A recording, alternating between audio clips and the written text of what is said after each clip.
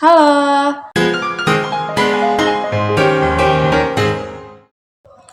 Halo semuanya, selamat pagi, siang, ataupun malam buat kalian yang lagi nonton video ini. Bersama saya, Ataya Sesandalip, di sini. Mahasiswa UPG Universitas Primagraha yang siap nemenin kalian selama beberapa menit ke depan buat ngobrolin topik yang seru banget. Nah, kali ini kita bakal bedah satu subtema penting di perencanaan SDM, yaitu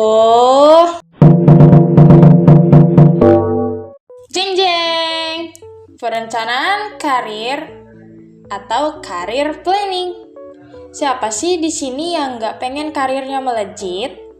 Nah, yuk langsung kita kupas tuntas teorinya sampai ke contoh nyatanya. Stay tune! Oh iya, ngomong-ngomong, mengapa perencanaan karir itu penting? Karena perusahaan yang hebat bukan hanya memikirkan cara mempekerjakan orang, tetapi bagaimana menumbuhkan orang tersebut di dalam organisasi. Maka dari itu, kita bedah konsepnya bersama-sama. Pertama, mari kita pahami teorinya secara singkat. Perencanaan karir adalah proses di mana seorang karyawan dapat mengidentifikasi dan mengambil langkah-langkah untuk mencapai tujuan karirnya.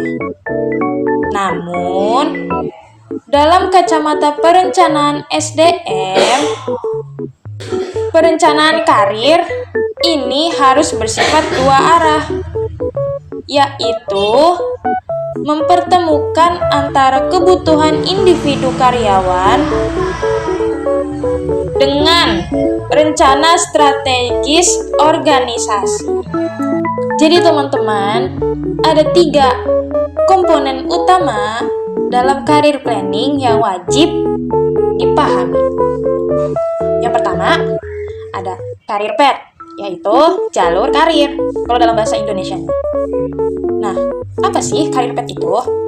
Career path itu urutan posisi yang logis yang dapat dilalui karyawan dari tingkat staff hingga manajerial. Yang kedua, career goals atau dalam bahasa Indonesianya adalah sasaran karir. Nah, pengertian career goals ini di mana posisi masa depan yang ingin dicapai seseorang. Dan yang ketiga, career development atau dalam bahasa Indonesianya yaitu pengembangan karir. Peningkatan formal yang dilakukan perusahaan untuk membantu karyawan mencapai jalur tersebut. Itu pengertian dari career development. Lalu, bagaimana ya implementasi perencanaan karir ini di dunia kerja nyata? Tim HRD atau yang disebut Human Resource Development tidak bisa membiarkan karyawan menebak-nebak masa depan mereka. Ada proses sistematis yang dilakukan perusahaan besar. Apa saja? Langkah pertama adalah self-assessment, di mana HRD memfasilitasi karyawan untuk menilai minat dan kemampuan mereka. Yang kedua, reality check. Perusahaan memberikan umpan balik tentang bagaimana kinerja karyawan saat ini dan peluang mereka di masa depan. Ketiga, goal setting, yaitu menentukan target jangka pendek dan juga jangka panjang. Dan terakhir, action planning, di mana perusahaan menyediakan program mentoring, rotasi kerja, atau pelatihan sertifikasi agar karyawan siap naik ke tingkat berikutnya. Later. Teman-teman, ini ada contoh kasusnya nih. Mari kita bedah sebuah simulasi kasus nyata di dunia kerja. Bayangkan, sebuah perusahaan teknologi startup X, ya kita sebut startup X, yang mengalami masalah turnover atau angka resign karyawan tingkat software engineer yang sangat tinggi. Karena saking tingginya, itu mencapai 35% dalam setahun. Berdasarkan exit interview, mayoritas karyawan beralasan bahwa mereka merasa stagnan dan tidak tahu masa depan mereka di perusahaan tersebut.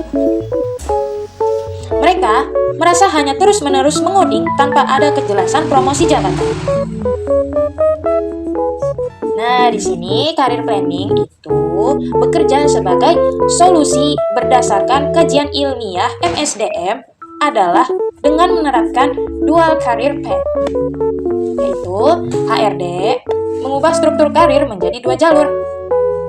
Ada jalur manajemen untuk yang ingin menjadi manajer atau direktur, dan kemudian ada jalur spesialis untuk yang ingin tetap fokus di teknis sebagai principal engineer, namun dengan remunerasi dan setingkat manajer.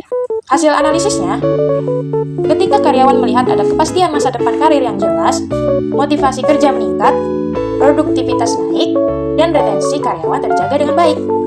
Nah, itu dia pembicaraan kita tentang perencanaan karir.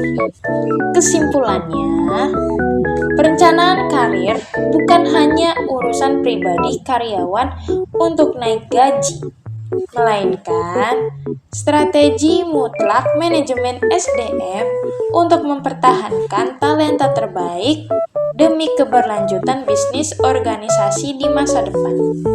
Ya, singkatnya ya teman-teman, sederhananya, perusahaan yang keren adalah perusahaan yang bisa ngasih kepastian masa depan karyawannya, bukan yang cuma bisa PHP.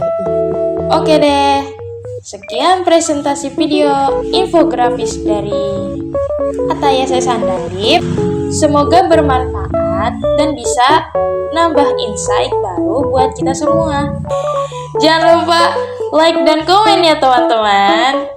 Kemudian kirim ke teman-teman kalian juga. Terima kasih banyak kepada Pak Asep Rafiuddin selama 1 semester ini.